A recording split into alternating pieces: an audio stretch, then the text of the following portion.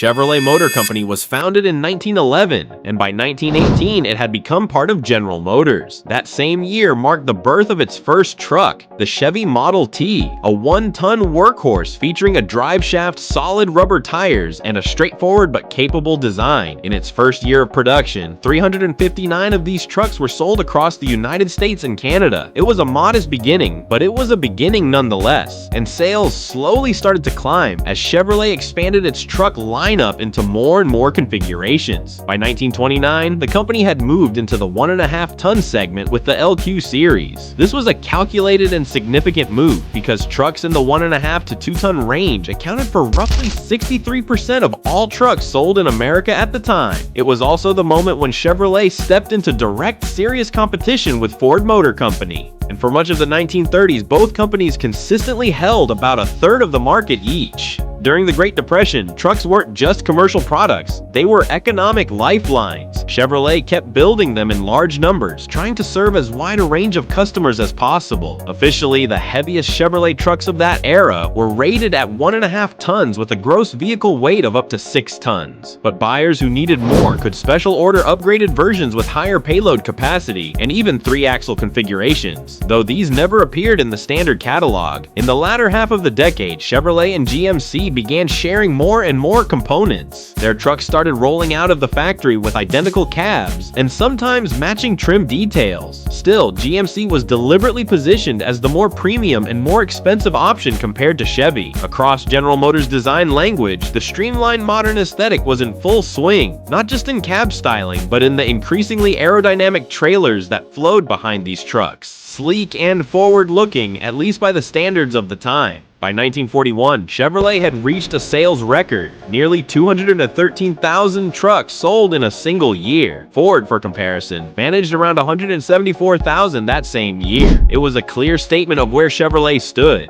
As the new decade arrived, Chevy trucks became even bolder in their design. The AK series leaned heavily into the chrome-heavy, polished aesthetic of the era. But when the war came and civilian production stopped, the focus shifted entirely. Chevrolet's primary military contribution was the 4-wheel drive 1.5-ton G506, powered by an inline 6-cylinder engine, producing 83 horsepower and built in a staggering number of variants. The U.S. Army purchased more than 154,000 of these trucks, and nearly 48,000 of them were shipped to the Soviet Union under the Land-Lease program. Through the late 1950s, a heavy truck in the United States was defined as one with a gross vehicle weight exceeding 26,000 pounds, roughly 12 tons. That threshold was later raised to 33,000 pounds, or nearly 15 tons. Today, these vehicles fall into Class 8, the heaviest classification in the American trucking system. Chevrolet entered that class for the first time in 1956, introducing 3-axle models under the Task Force family, a name that signaled a completely new cab design replacing the advanced design styling that had debuted back in 1947. The Task Force lineup covered everything from light pickups to medium-duty trucks, all the way up to heavy 3-axle models equipped with 185 horsepower gasoline V8 engines and dual drive axles for serious off-road capability. These trucks were workhorses in construction and logging. However, because the base versions also covered light and medium-duty applications, Chevrolet's heavy trucks didn't officially appear in heavy-duty sales statistics until 1960. That model year brought a full refresh of the Chevrolet truck lineup.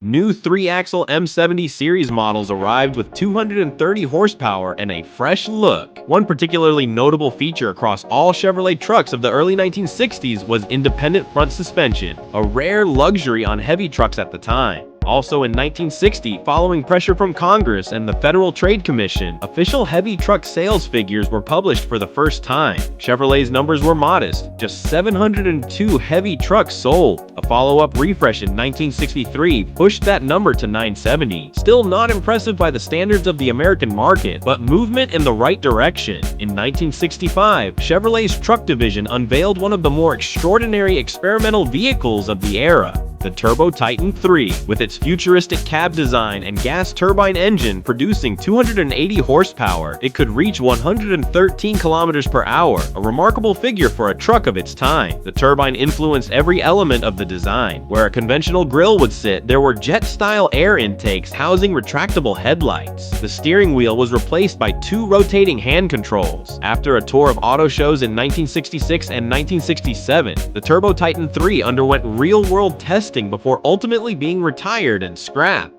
By 1966, Chevrolet's truck range underwent one of its most substantial upgrades in years. For the first time in a long time, the medium and heavy-duty cabover and conventional models received their own unique cab design, no longer sharing the look of lighter pickups and vans. The heaviest models in the Series 70 and the new Series 80, with gross weights ranging from 14.5 to 29.5 tons, were available with multiple wheelbases and twin rear axles, both of which could be driven. 2 gasoline V6 engines were offered, 237 or 254 horsepower, while diesel Detroit engines remained limited to the lighter Series 70 for the time being. From this point forward, Chevrolet was a legitimate player in the heavy truck and long-haul tractor market. The late 1960s saw the full convergence of the Chevrolet and GMC lineups, and as a result, the biggest and most powerful Chevy trucks of that era were, in many cases, rebadged GMC products. The Titan cabover, introduced in 1970 and essentially a renamed GMC Astro, was designed purely for long-haul freight. Most versions came with aluminum sleeper cabs, and the interior was clearly aimed at owner-operators. Options included a wraparound instrument panel, air-suspended seats, custom 2, 3, or 4-color paint schemes, and nearly anything else a driver might want. The tilt cab was operated hydraulically and could be positioned at any angle up to 90 degrees. Diesel engines from Caterpillar, Cummins, and Detroit ranged from 218 to 335 horsepower. In 1978, Chevrolet added a Titan SS trim level with a distinctive oversized grille and a comfort package that included a custom deluxe interior, a sports steering wheel, a chrome gear shifter, FM radio, air conditioning, power windows, and more. Through the 1970s, heavy truck sales gradually grew, reaching nearly 4,000 units in 1975. Not a massive number in absolute terms, but a real milestone for a brand still largely associated with passenger cars and light pickups in the public's mind. In the fall of 1976, production began on a new generation of conventional heavy trucks, the Series 90 Bison, essentially a twin of the GMC General. These trucks had the classic look of the era, a lightweight aluminum cab and a smooth fiberglass hood available in 2 different lengths. Long-nose versions were built for highway freight, while the shorter variants served construction and logging. Engines from all 3 major suppliers ranged from 219 to 412 horsepower. The following year brought another new addition, the Bruin, whose name means brown bear. Its GMC equivalent was the Brigadier. Positioned between the Series 80 and the flagship Bison, the Bruin offered diesel power ranging from 200 to 330 horsepower, and its most capable versions could pull a combination weighing more than 36 tons. Buyers could also order the Bruin's cab styling on lighter Series 70 and 80 trucks, giving smaller models the bold appearance of their larger siblings. 1979 was the peak year for Chevrolet's heavy truck division, with 7,678 units sold. But that same year, the second fuel crisis of the decade hit hard, and sales collapsed to around 2,500 in 1980. General Motors management was finally forced to face a difficult truth. Having Chevrolet and GMC compete against each other in the heavy segment, a fight Chevrolet consistently lost by a wide margin, simply didn't make sense. In 1981, the Bison, Bruin, and Titan were all discontinued. Their GMC counterparts, the General, Brigadier, and Astro, continued in production through most of the 1980s. Because Chevrolet had always been known for its trucks across a broad range of sizes, the company kept a medium-duty conventional model in its lineup. The 2- and 3-axle Series 70 trucks, wearing the Bruin's cab design, were renamed the Kodiak, after a subspecies of brown bear native to Alaska. With a maximum gross weight of up to 22.7 tons on 3-axle versions, the Kodiak technically crossed into Class 8 territory. But since the Series 70 had always been classified as medium-duty in Chevrolet's own lineup. The Kodiak never appeared in Class 8 sales statistics. The model received major updates in 1989 and again in 2002, but from the early 2000s onward, Kodiak sales were in steady decline. By the crisis year of 2008, only 300 were sold, and in the summer of 2009, production ended for good. With that, the story of Chevrolet's heavy trucks came to a close.